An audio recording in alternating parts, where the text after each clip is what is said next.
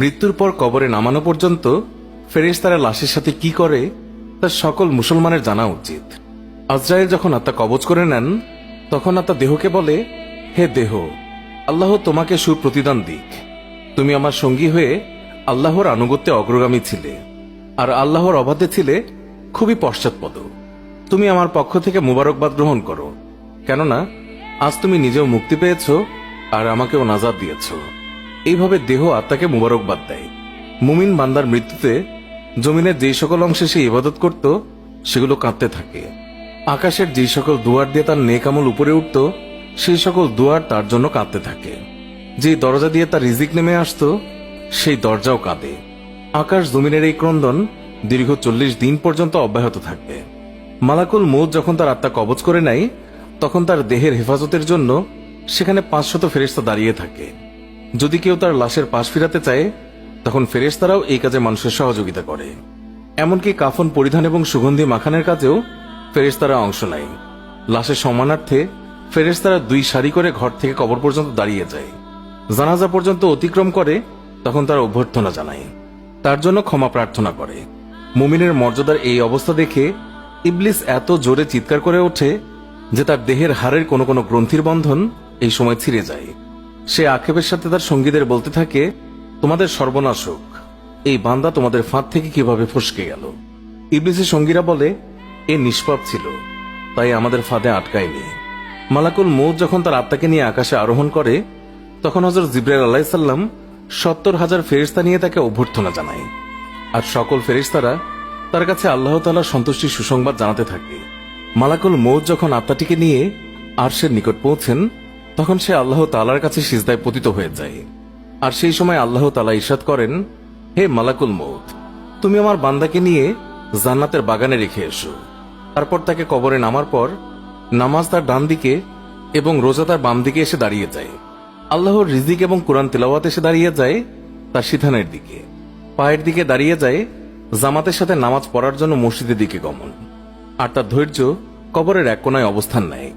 এই সময় আল্লাহ তাআলা তার কবরে আযাবের একটি অংশ প্রেরণ করেন। আযাবটি এসে কবরের ডান দিক থেকে প্রবেশ করতে চায়, কিন্তু নামাজ এসে তাকে বাধা দিয়ে বলে, আযাব, তুমি পিছিয়ে যাও। খোদার কসম, এই বান্দাটি সারা জীবন কষ্টে ছিল।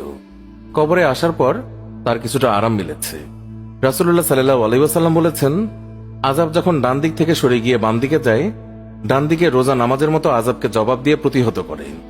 আযাব এবার মাথার দিক থেকে আসতে চেষ্টা করলেও একই রকম জবাব আসে। মোট কথা, আযাব যে দিক থেকেই আসতে চায় সেই দিক থেকেই তার জন্য প্রতিবন্ধকতার সৃষ্টি হয়। অবশেষে আযাব যখন দেখে আল্লাহ তাআলার এই নেক বান্দার আমল সব দিক থেকেই তার জন্য প্রতিবন্ধকতার দেয়াল সৃষ্টি করে রেখেছে তখন সে ফিরে যায়। আর সেই সময় সবর ওঠে নেক আমল সমূহকে বলতে থাকে, এই আযাবের প্রতিরক্ষায় আমি এই জন্য আসিনি যে মূলত তোমাদের শক্তির পরিমাণ দেখা আমার উদ্দেশ্য ছিল। আমি যদি তাকে প্রতিহত করতে ব্যর্থ হতাম তাহলে আমি অবশ্যই এসে এই বান্দাকে আযাব থেকে রক্ষা করতাম। তোমরাই যখন যথেষ্ট হয়ে দাঁড়ালে তখন আমি এই বান্দার জন্য অতিরিক্ত সঞ্চয় হয়ে রয়ে গেলাম। পুলসিরাত আর মিজানে আমি তার কাজে আসব। এরপরে এই বান্দার কাছে 2 জন ফেরেশতা আসে যাদের চোখ নীল বর্ণের, আওয়াজ ভয়ঙ্কর, গরুর শিঙের ন্যায় দাঁত এবং তার শ্বাসের সাথে নাসা রন্ধ্র দিয়ে অগ্নিশিখা বের হয়।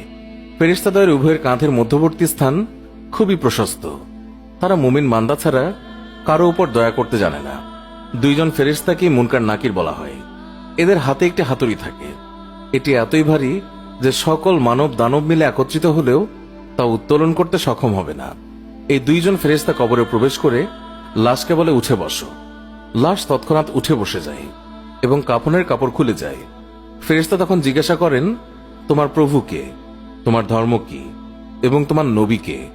এর জবাবে সে বলে, আমার রব হলেন আল্লাহ তাআলা, যার কোনো অংশীদার নেই। আমার ধর্ম ইসলাম, আর হযরত মুহাম্মদ সাল্লাল্লাহু আলাইহি ওয়াসাল্লাম হলেন আমার নবী। তারপর আর কোনো নবীর আগমন হবে না। ফেরেশতারা জবাব শুনে বলল, তুমি সত্য বলেছ। অতঃপর কবরকে চারদিক থেকে প্রশস্ত করে বলেন, তুমি উপরের দিকে একটু তাকিয়ে দেখো। সে উপরে তাকায়।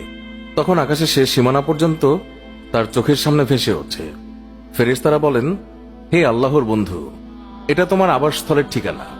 আল্লাহর আনুগত্যের বিনিময়ে তুমি এটা পেয়েছ।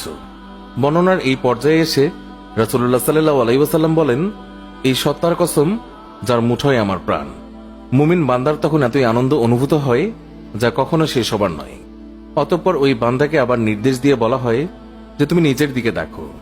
নিচের দিকে যখন সে তাকায় তখন সে দোজকের শেষ সীমানা পর্যন্ত তার দৃষ্টির গোচরে চলে আসে। ফেরেশতা তখন তাকে বলে, হে আল্লাহর প্রিয় পাত্র, এই ভয়ানক নরক থেকে তুমি নাজাত পেয়েছ। রাসূলুল্লাহ সাল্লাল্লাহু আলাইহি ওয়াসাল্লাম ইরশাদ করেছেন, ওই বান্দার এই সময় এমন পুলক হয় যা কখনো সমাপ্ত হবার নয়। অতঃপর স্বর্গের ৭৭টি দরজা তার জন্য উন্মুক্ত করে দেয়া হয়। এইসব দুয়ার দিয়ে জান্নাতের সৌরভ এবং সুশীতল সমীরণ তার কবরে পৌঁছাতে থাকে এবং ততদিন পৌঁছাবে যতদিন সে কবরে থাকবে।